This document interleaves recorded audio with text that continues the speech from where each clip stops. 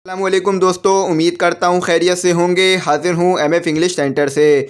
तो स्टूडेंट, आज जो हमारी एक्सरसाइज है वो है एक्सरसाइज नंबर 1। और स्टूडेंट, इस एक्सरसाइज में जो है हम द रेन जो है इस पोएम को जो है वो करेंगे और इस पोएम को सॉल्व करेंगे। और मैं जो है आपको इस पोएम का उर्दू में भी तर्जुमा बताऊँगा और जो इसके मायने हैं वो भी बताऊँगा। तो स्टूडेंट, मैं आपको साथ ही साथ ये बात बताना चलूँ कि मैं जो है इससे पहले तमाम एक्सरसाइज अपलोड कर चुका हूँ और आपको जो है वो समझा चुका हूँ। तो अगर आपने वो नहीं देखा है तो वो ज़रूर देख लीजिएगा, क्योंकि ये जो है आपके लिए काफ़ी फ़ायदेमंद होगा। और ये जो है हमारी आज आखिरी एक्सरसाइज है, यानी ये एक्सरसाइज नंबर 2 और एक्सरसाइज नंबर 1। तो ये जो है हमारी आखिरी एक्सरसाइज होंगी। तो मैं जो है प्लेलिस्ट बना दूंगा, तो आप जो है अगर चाहें तो एमएफ इंग्लिश सेंटर विज़िट करें, जहां पर आपको एक साथ जो है तमाम वीडियोस यूनिट 2 से लेकर यूनिट 2.6 तक मिल जाएंगी। तो स्टूडेंट, सबसे पहले मैं इंस्ट्रक्शन पढ़ देता हूँ और बता देता हूँ क्या लिखा हुआ है। Here is one of Shah Latif's poem translated by Elsa Qazi. Work in groups of 4 and recite it. Each group should read one verse only. देखें स्टूडेंट, इसमें क्या कहा जा रहा है। इसमें कहा जा रहा है कि ये जो पोएम है रेन, ये शाह अब्दुल लतीफ़ बिटाई ने लिखी है और इसे ट्रांसलेट किसने किया है? इसे ट्रांसलेट किया है एल्सा काजी ने। और एल्सा काजी ये वही हैं जिन्होंने नीम ट्री पर जो है पोएम लिखी थी। और स्टूडेंट, इसमें यह कहा जा रहा है कि आपने 4 के ग्रुप में काम करना है, यानी आपने 4 के ग्रुप में काम करना है। और एक जो ग्रुप है वो एक वर्स यानी एक बंद पढ़ेगा। आपको जो ये लिखा हुआ नज़र आ रहा होगा, ये शेर, ये एक बंद कहलाता है। तो यहाँ पर आपको जो है वो 4 बंद नज़र आ रहे होंगे। तो स्टूडेंट, एक ग्रुप जो है वो एक बंद पढ़ेगा, दूसरा ग्रुप जो है वो दूसरा बंद, तीसरा ग्रुप जो है तीसरा बंद पढ़ेगा, चौथा ग्रुप जो है वो चौथा बंद पढ़ेगा। तो उम्मीद करता हूँ आपको ये बात समझ में आ गई होगी। तो मैं जो है इस पोएम को पढ़ूंगा और आपको काफ़ी अच्छी तरीके से एक्सप्लेन करूंगा, क्योंकि आप जानते हैं कि पोएम है तो काफ़ी मुश्किल होगी,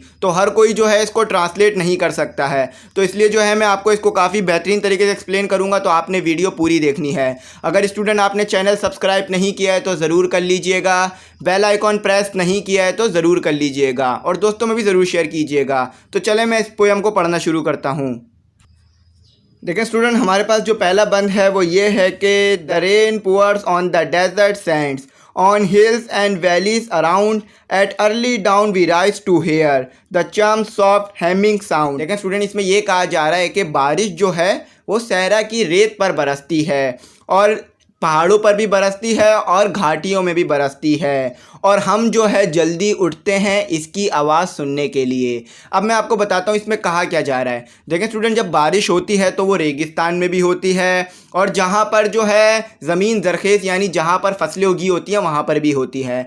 लेकिन बारिश का मज़ा ज़्यादा कहाँ पर आता है? रेगिस्तान में। अगर आप रेगिस्तान में हैं, बारिश हो जाए तो इससे बड़ी क्या नेमत हो सकती है। तो बारिश जो है वो तमाम जगह पर होती है लेकिन रेगिस्तान में कम होती है। अब आगे आपको कहा जाता है कि आप जो है वो जल्दी उठते हैं, यानी अगर आप कभी सो रहे हो, आपने इस चीज़ का एक्सपीरियंस ज़रूर किया होगा कि आप सो रहे हो और सुबह सुबह जो है वो बारिश शुरू हो जाए, 6 बजे का 7 बजे का टाइम हो, तो आप जो है वो फ़ौरन उठ जाते हैं और बारिश का नज़ारा देखने लगते हैं, जो कि बहुत प्यारा होता है। और आप जो है वो बारिश की आवाज़ भी सुनते हैं जो कि टिप टिप कर कर आती है, बहुत सॉफ्ट होती है और बहुत अच्छी लगती है।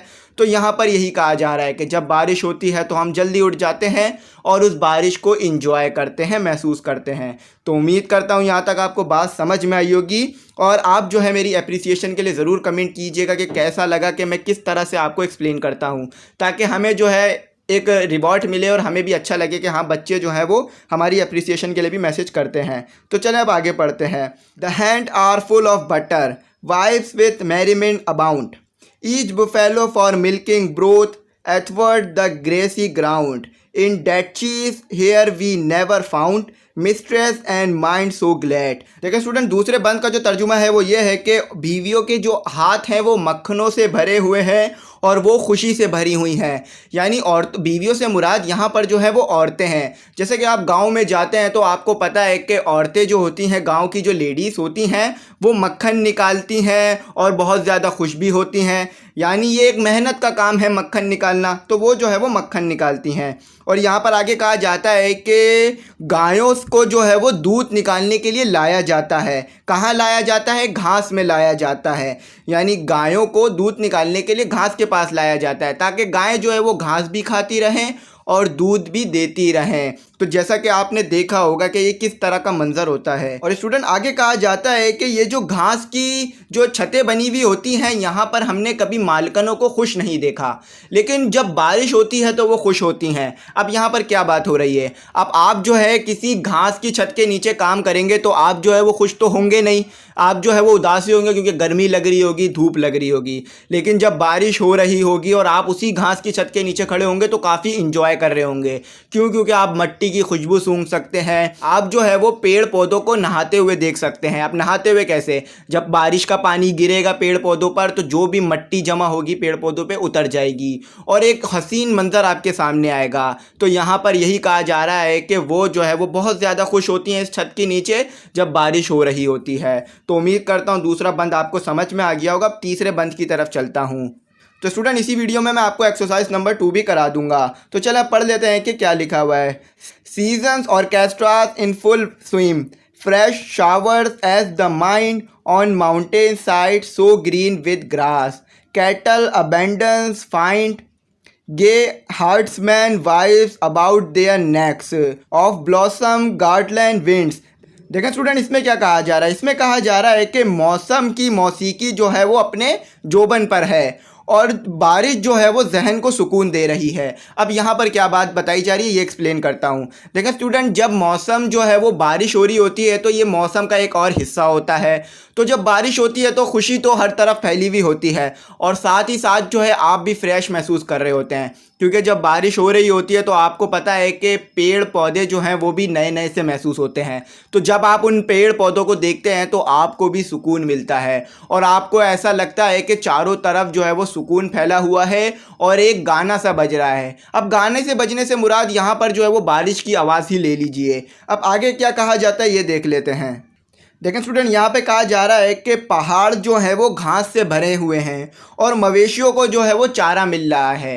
अब आपको ये बात पता है कि जो चारा उगता है वो तो बारिश के पानी से ही उगता है। तो जितनी ज़्यादा बारिश होगी, जितनी सही मिकदार में बारिश होगी तो आपको पता है कि उतना ज़्यादा मवेशियों को चारा मिलेगा और उतना ज़्यादा वो चारा खाएंगे तो उतना ही ज़्यादा दूध भी देंगे और हमारे को जो है वो और ज़्यादा कैटल यानी मवेशी मिलेंगे। तो यहाँ पर यही बात की जा रही है कि बारिश हो रही है, घास उग रही है और घासें उगेंगी आने वाले वक्तों में और मवेशियों को जो है वो खूब चारा जो है वो मिलेगा। देखें स्टूडेंट फिर आगे क्या बताया जाता है। देखें हार्ट्समैन जो है वो चरवाहे को कहा जाता है। तो यहाँ पे कहा जा रहा है कि चरवाहे की जो बीवियाँ हैं उनके गलों में जो है फूलों के हार डले हुए हैं। यानी जब आपको पता है कि बारिश होगी, यहाँ भी बारिश ही रिलेट है, अगर बारिश होगी तो फूल उगेंगे और आपको पता है कि जो चरवाहे होते हैं, जो गांव के लोग होते हैं, वो फूलों का इस्तेमाल करते हैं बहुत ज़्यादा अपनी डेकोरेशन के लिए और वो लोग जो है वो फूलों से जो है वो ज्वेलरी भी बनाते हैं। और आपको पता है कि जब वो फूल वहाँ पर उगते हैं तो शहरों में भी आके बिकते हैं, जैसे गुलाब हो गया, चमेली हो गया और दूसरे फूल हो गए। तो जितनी ज़्यादा बारिश होगी, जितनी अच्छी तरीके से बारिश मिकदार में होगी तो उतनी ज़्यादा फूल उगेंगे, चारा उगेगा, मवेशियों को चारा मिलेगा और उन्हीं फूलों का जो है वो ज़ेवरात भी बनाए जाएंगे और लोग उसे पहनेंगे। तो उम्मीद करता हूँ आपको ये बात समझ में आई होगी। अब आखिरी पढ़ लेते हैं और उसके बाद अपनी इसको वाइंड अप करते हैं और एक्सरसाइज नंबर 2 को शुरू करते हैं। देखें स्टूडेंट आखिरी बंद में लिखा हुआ है कि cucumbers, mushrooms, vegetables, food of every kind, lords day of that's let lie behind, never let them reach the earth. देखें स्टूडेंट इसमें क्या कहा जा रहा है। ये वाला जो बंद है काफ़ी आसान है। क्यूकम्बर कहते हैं खीरे को, मशरूम्स जो है आपको पता है कि एक गोल सा जो है वो हमारे पास एक सब्ज़ी होती है और वेजिटेबल तो सब्जियों को ही कहते हैं और फूड ऑफ एवरी काइंड यानी हर किस्म का फूड। यानी जब बारिश होती है तो अल्लाह ताला जो है इस बारिश के ज़रिए से मुख्तलिफ़ सब्ज़ियों को पानी फ़राम करता है और मुख्तलिफ़ सब्ज़ियों को पानी मिलता है। तो इसमें आगे कहा जाता है कि परवरदिगार बदहाली के दिन पीछे रह जाएं।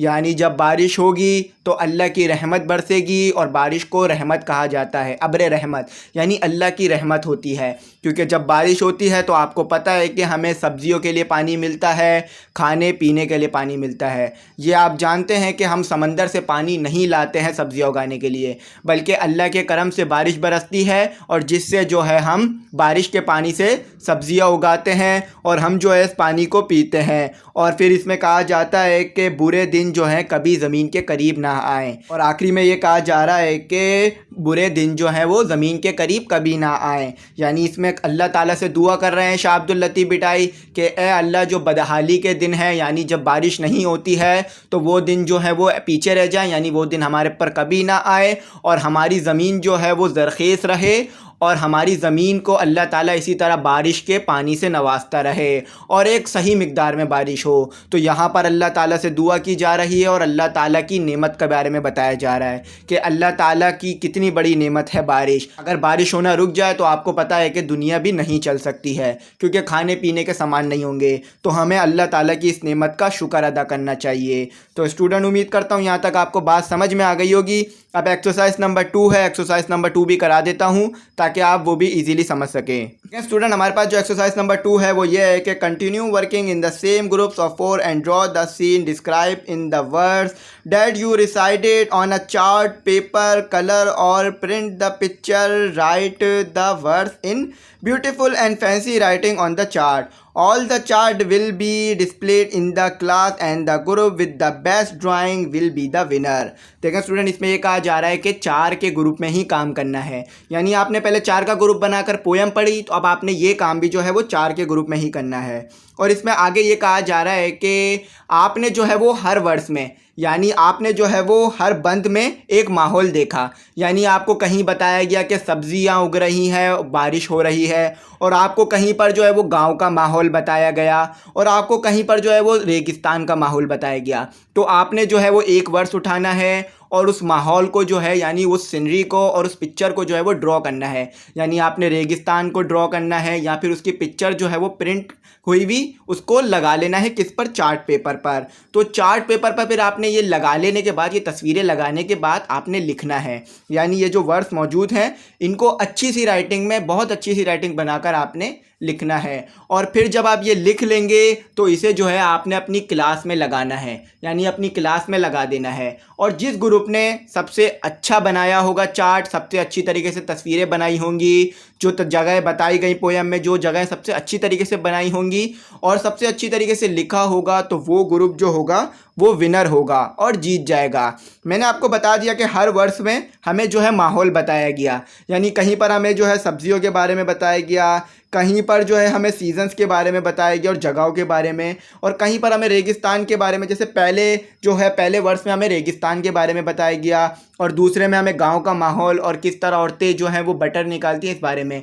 तो आपने जो है इसी तरह की तस्वीरें या तो खुद बना लेनी है या तो फिर प्रिंट निकलवा के पेस्ट कर लेनी है, और फिर इन वर्ड्स को जो है, यानी इस चीज़ को जो है जिस बारे में आप तस्वीरें बना रहे हैं उसको उसके नीचे लिख कर आपने जो है वो क्लास में लगा देनी है। तो स्टूडेंट, उम्मीद करता हूँ आपको बात समझ में आ गई होगी, काफ़ी अच्छी तरीके से एक्सप्लेन किया है। तो यहाँ पर जो है हमारा यूनिट 2.6 जो है वो कंप्लीट होता है। अब आगे जो है वो यूनिट 3 शुरू होगा, तो इंशाल्लाह उसकी भी तमाम एक्सरसाइज अपलोड करूँगा। तो स्टूडेंट, अगर आपने अभी तक चैनल सब्सक्राइब नहीं किया तो ज़रूर कीजिएगा, बेल आइकन प्रेस नहीं किया तो ज़रूर कीजिएगा, और दोस्तों में भी ज़रूर शेयर कर दीजिएगा। Thanks for watching.